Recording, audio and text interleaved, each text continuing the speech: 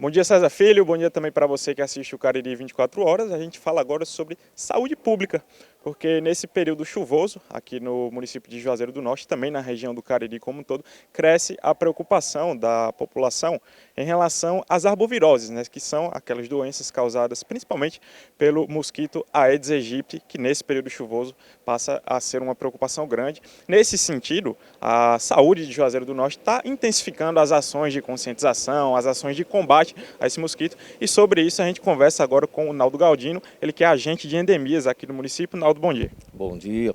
Estamos aqui no Núcleo de Endemias, sempre dispostos a colocar em prática todas aquelas ações que a gente menciona tanto o ano todo, né? E é justamente nesse período de chuva que essa nossa preocupação aumenta, e a gente conta sempre com a participação da população para combater o Aedes. E quais são as ações que vocês estarão fazendo aqui? Vocês estarão intensificando visitas aos domicílios? Como que vai funcionar esse período? Isso, as visitas elas acontecem durante o ano inteiro, mas agora, nessa época de chuva, a gente intensifica em algumas áreas que a gente já tem determinado, porque são mais propícias para foco, né? Durante o ano a gente faz esse mapeamento e intensifica nesse período, não que as outras áreas fiquem descobertas, isso acontece no município inteiro, mas a gente foca esse combate nas áreas onde historicamente já acontecem mais focos. E os cuidados são os mesmos, qualquer objeto que possa acumular água, ele deve ser eliminado.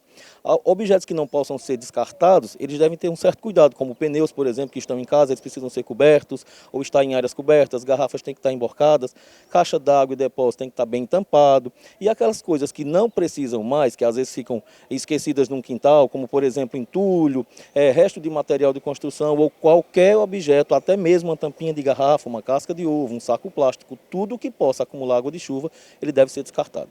É o reforço da responsabilidade da população, né? Que a gente sabe que mais de 70% dos casos ocorrem, dos casos de foco do mosquito da Aedes aegypti ocorrem dentro das residências, não é verdade? Isso é verdade. A gente conta muito com a participação da população por causa disso, porque o mosquito só precisa de um tempo entre 7 e 10 dias para se reproduzir e se transformar em mosquito alado e aí proliferar.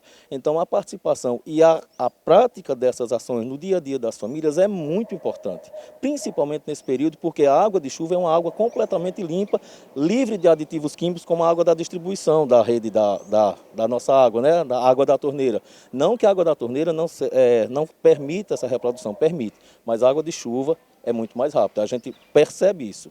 Agora, Naldo, eu queria que tu comentasse um pouco a respeito dos sintomas, que a gente percebe que há uma certa confusão também, se é dengue, chikungunya, zika, às vezes não é nada disso, não é verdade? É verdade. Nesse tempo, as famosas viroses confundem muito, porque muitas delas têm febre, têm dor no corpo, têm náuseas. Então, é muito importante que a pessoa que tenha esses sintomas, ele procure uma unidade de saúde. E não é só procurar uma unidade de saúde, porque uma suspeita para dengue gera uma notificação e a gente depende muito do caso confirmado.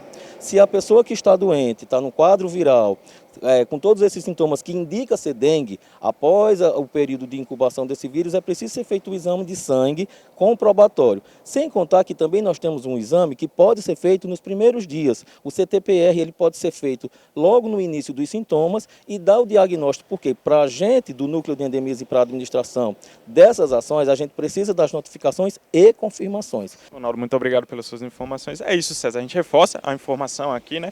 Para você que ficou doente com algum desses sintomas, depois que você ficar bom, não deixe de retornar ao UBS, ao posto de saúde, para realmente fazer a confirmação de que era uma doença causada pelo Aedes aegypti, uma dengue, uma zika, uma chikungunya, que você vai estar contribuindo para que a saúde pública de Juazeiro do Norte possa ter números concretos a respeito dessas doenças. Com essas informações, César Filho, eu volto contigo no estúdio.